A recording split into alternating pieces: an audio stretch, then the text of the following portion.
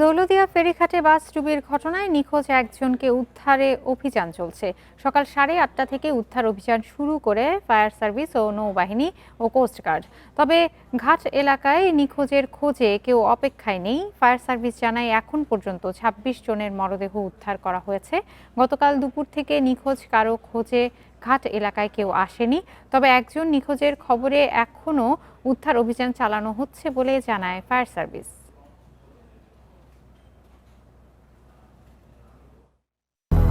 200-র বেশি সার্ভিস ও ফিচারে লেনদেনের সব বিকাশ অ্যাপে সম্ভব।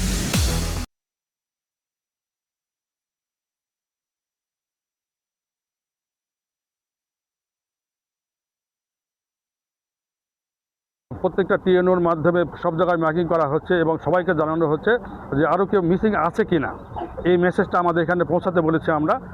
সেই উদ্দেশ্যে আমরা সেই সংবাদটা নেওয়ার জন্য উইথ যে মিসিংয়ের সংবাদটা আমরা পেয়েছি, এটা আরও অধিকতা নিশ্চিত হওয়ার জন্য আমাদের ডুবুরি টিম, নেভি ডুবুরি টিম আসছে।